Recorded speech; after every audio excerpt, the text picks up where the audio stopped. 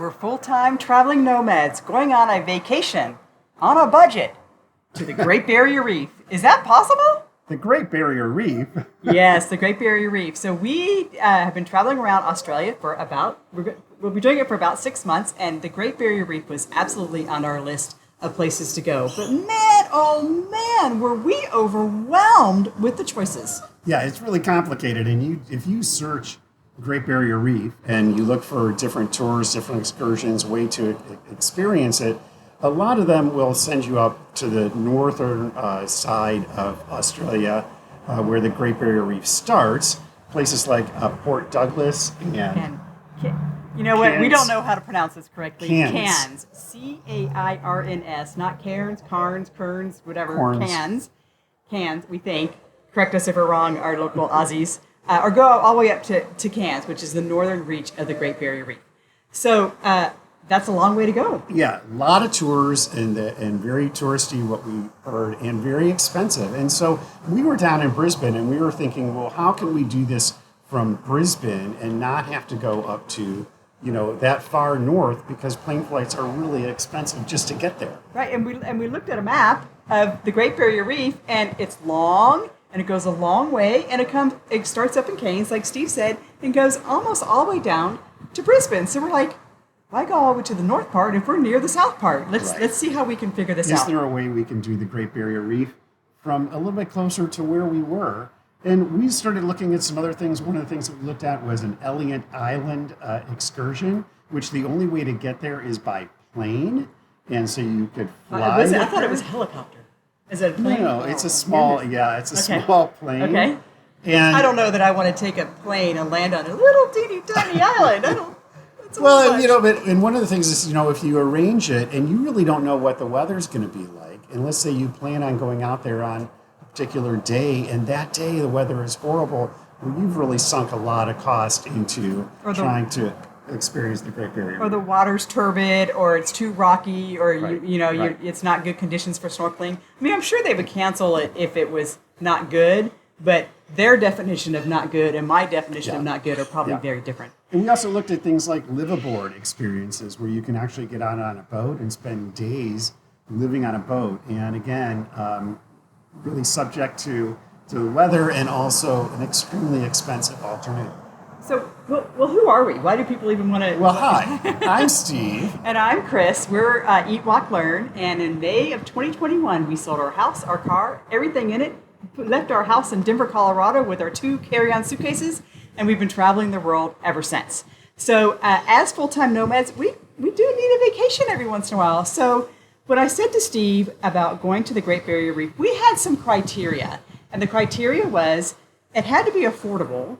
We didn't want to be with a gazillion people doing a snorkel trail. Like you go to Mexico and you see these snorkel trails and, it's the guide and 30 people all following. Right. We didn't want to do that. We wanted to have a multi-day, multi-snorkeling experience and not necessarily have to pay every single time we put a mask and a snorkel on, $50 for a snorkel, $100 for a snorkel, $300 for a snorkel. Yeah. And a couple other things. We wanted to do it in an environmentally friendly way, which means maybe less airplanes and more things like trains and boats kind of thing. Right. We also wanted to experience the nature and the wildlife. So maybe a place that had a nature preserve or a wildlife preserve, where we could see how they were taking care of the reef, because that's really something that we were concerned about, is the health of the reef. Right. And when we say it's on a budget, we certainly understand that the Great Barrier Reef is never going to be a budget vacation ever. But we still set the goal out to try to do it with budget in mind and really try to get the maximum amount of value out of visiting the reef with the least amount of carbon footprint and the most amount of joy. So those were our goals in trying to figure out how to get to the Great Barrier Reef. So Steve was the researcher, the logician, the mastermind behind this trip. And so where did we actually end up? We wound up going to Heron Island. And this is a very small island. It's a research facility that's about a 2-hour ferry ride from Gladstone, which is about a 6-hour train ride north of Brisbane, but certainly something that was feasible to do.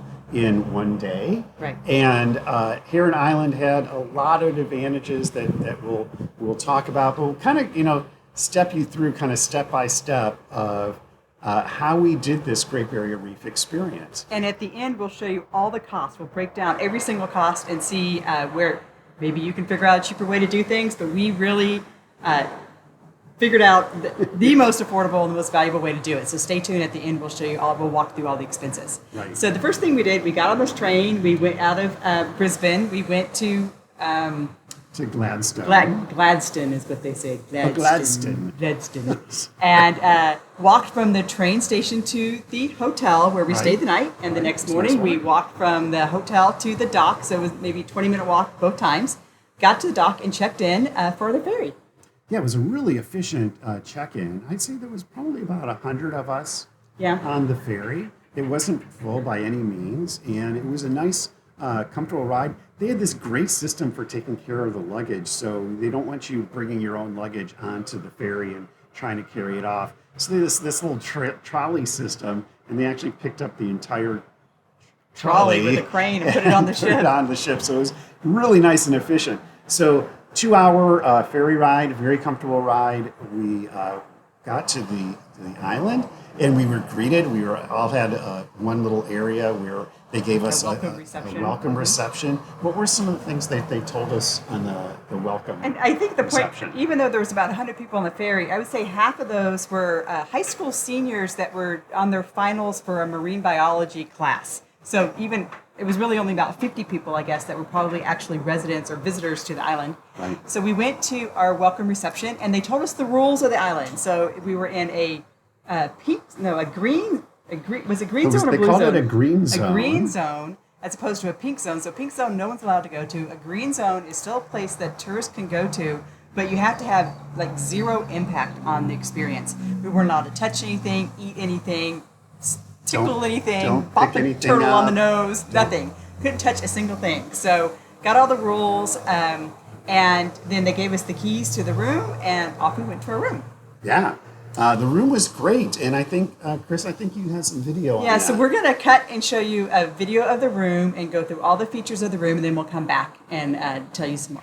At the Heron Island Resort, we had room number 115, which wasn't the most expensive nor the cheapest. It was about a 2-minute walk from the main center of the resort, and very easily walked in the evening because there's nice low-impact lighting everywhere. As we approached the house, it was a second story of a 2-story building, and with easy stairs to go up into room 115. When we opened the door, we found a beautiful 3-person room. We actually had a triple, although we paid for a double, with a nice queen-size bed that was very comfortable with pillows, and a single bed, which we just ended up putting our luggage on as we unpacked. We also had a patio, which looked out into the woods, which was just maybe 10 feet or 20 feet from the water, and most of the rooms were like this and had a balcony or an outdoor space. The indoor storage was apt and had a broom in it because we had to sweep out a lot. It also had a coffee and tea setup with a kettle, and we had ceiling fans as well, which was really nice because there was no air conditioning. We had plenty of towels, including beach towels, and we also had plenty of bath towels, which we used every single one of them because we were often in and out of the shower from all the snorkeling. The bathroom was ample size with a nice walk-in shower, a toilet, and a sink with Australian appliance plugs. They also had all the shampoo, conditioner, and soap that you would need, which they preferred that you use because it was sensitive to the reefs, along with the lotion and the hand soap as well. They also had sunscreen, reef protective sunscreen everywhere around the resort that you could use for free. The rooms were serviced every 3 days, otherwise you could service them yourselves. Daily, they had the schedules posted of when the high and low tides were, and also what the weather conditions were, because alas, there's no Wi-Fi. Well, you could pay $25 or so a day for the Wi-Fi, and it was poor reception. During the day, you could also play some chess, and you could hang out by the pool, or you could even play the other type of pool, billiards, in the bar. There were lots of things to do if you weren't actually snorkeling, which was enjoyable. In addition, you could, for extra, go out to the spa. I actually paid about $80 US to get a massage, which was one of the best massages I ever had. take a look at this view for the massage therapist, certainly not for me as I was enjoying the massage. In addition, when you do book your lunch, when you arrive, you'll have to book your lunch and you'll go over to the lunchroom, and which is very nice, and it's also where you eat breakfast and dinner, and it has outdoor seating. So, that was the room. Yeah, it was great. It was very comfortable. And I just want to say, from a price wise, it was not the cheapest room that they had, but also not the most expensive room they had. And I picked it because I thought it was a good location, and it was a little bit more modernized than some of the other rooms, a little bit more spacious than some of the other rooms. Yeah, and the island, maybe the circumference of the island is maybe 3 kilometers, maybe 1.5 miles around. So everything is really walkable, and there's really no bad location to live on or to stay on the island. But it was nice. Our location, we really enjoyed it. After we got settled in, and we found out another rule of the island was the snorkeling was within 2 hours of high tide. So it was from 2 hours to high tide and 2 hours after high tide. So you had 4 hours twice a day that you could snorkel. So, and in addition, you could not snorkel in the channel that the boat or the ferry came in during operating hours, but you could snorkel before 8 o'clock in the morning and after 5:30.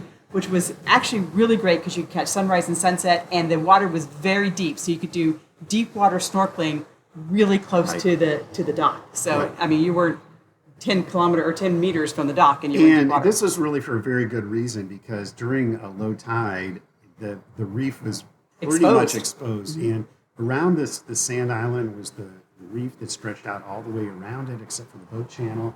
And very delicate. Again, we will tell you about the reef walk that we did, but you really needed to be able to take care of that reef and not disturb the coral. Right. So once we understood when the high tides were for the 48 hours that we were there, we kind of blocked out when we wanted to snorkel, and we could not snorkel all the time that we had available to snorkel. I mean, it's once you get in the water and you're snorkeling around, and I mean, it was the two of us.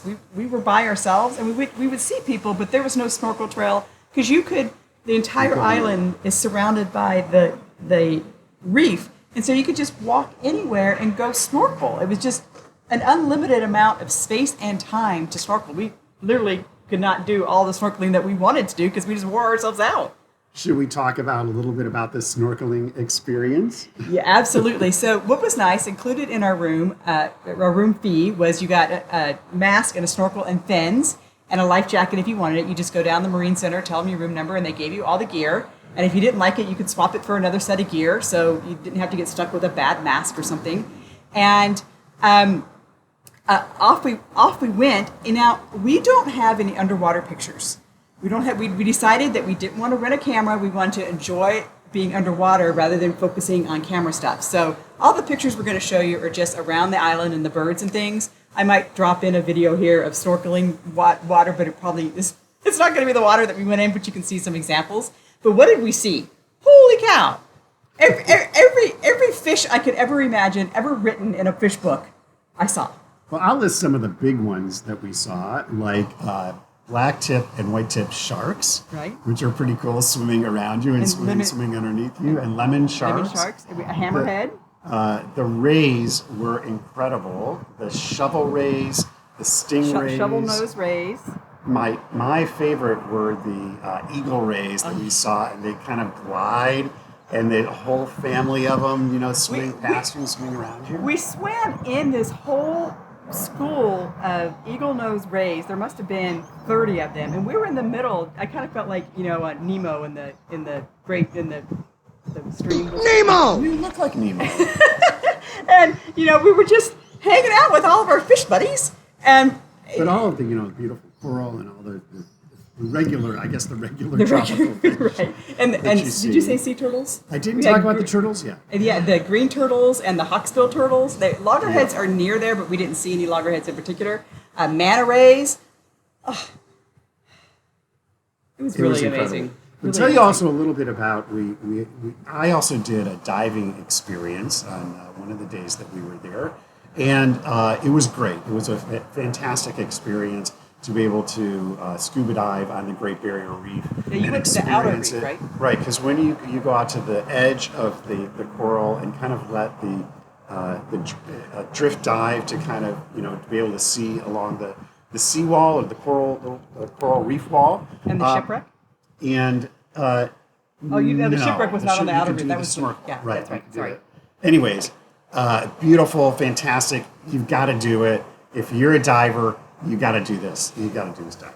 So I think what's important, though, is what was nice about Heron Island is if you're not a snorkeler and you actually don't want to get in the water, which there's certainly people that do that. If you have family members that you're traveling with that for whatever reason are not snorkel compatible, they actually had glass bottom boats, and they had this V-shaped submarine thing that you could sit in and go around the reef underwater. So definitely some opportunities for non-snorkelers to see a lot of the same animals and plants that we saw.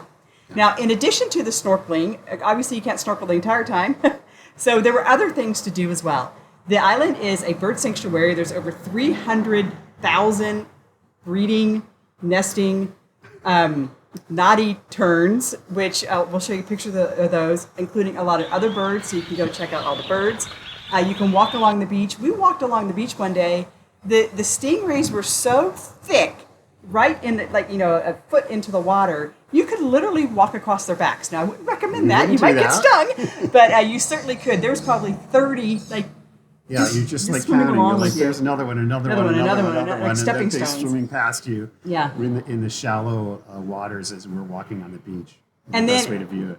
In the morning, we got up at 5 a.m. in the morning to go find the sea turtles. They were up laying eggs. We watched them crawl up, lay their eggs, crawl back. So that was a fabulous experience. What were the turtles that nest, or the birds that nest underground? Oh, the shearwater birds. Shearwaters. So they're a nocturnal bird, and at night they would sing. Let's do an impersonation of a shearwater. Woohoo! Woohoo! All night long. Woohoo! Here she comes, just a walking down. That's not how they sounded. They were like, woo! Or actually more sad, like, oh, an old man looking for his girlfriend. Anyway, really fun with the birds. And then we had the turtles in the morning. And then at low tide, with a guide, you could actually go by yourself, but it was really great. We put on closed-toed shoes and walked out on the reef with a coral scientist. She's actually responsible for reporting to the national coral scientists of the world the status of the reef and whether it's bleached or not bleached and the health of the reef. It was fabulous because she reported to us that the reef is very healthy, the coral's in great shape, and that these bleaching events are often over-exaggerated in the media to create clickbait environments. She used those terms. And that the bleaching is actually a natural occurrence that helps the reef regenerate itself and reestablish its symbiotic relationship with the algae. So really interesting to learn about. Yeah, the key is that she knew where to stand and where to walk. So Right. it's important to go with a guide so that you're not damaging any of the reef. You're only walking on the sand. It's kind of hard to explain, but again, the little paths of where to walk and where to see the best coral. No critters were damaged in this. And live, and there's a really poisonous seashell animal. It was a cone. Leave it alone. Is what she kept saying. Yeah. So it was a little frightening because if the cone had an antenna thingy that if you touched it, it would stab you, and it was an immediate helicopter to the hospital for respiratory stuff. Right. So, So it's great to have a guide there. And again, the importance of this island is the research that they're doing and the way that they're providing data and providing the tracking of the turtles and of the sea life and of the reef itself in order to help the reef and help the health of the Great Barrier Reef so that it's around for thousands of years to come. So if we haven't convinced you yet to go, maybe the budget of our trip will convince you. So let's break down what the costs were, and we'll put a little video. We'll put a screen up here of all these costs. So first is we started in Brisbane, so we want to give you all the costs and how we did it from Brisbane. We took the train from Brisbane to Gladstone, and for two people, it was $115. U.S. dollars. Do everything in U.S. dollars, so you get it all in U.S. Our hotel in Gladstone was only $70 US, which one was night? nice for one night. Then we had to take the ferry. Again, it was a 2-hour ferry, and we're going to do the round trip for two people for this particular ferry was $225. So per person, right? Total. Okay, For two $225. people round trip. So that's four legs for $225. Right. Okay. Right. And then our 2-night stay at the hotel was $245 a night, right? $245 a night. And again, here's a good reason why we stayed 2 nights. We wanted to stay 2 nights, but you almost have to stay 2 nights because the ferry's not every day.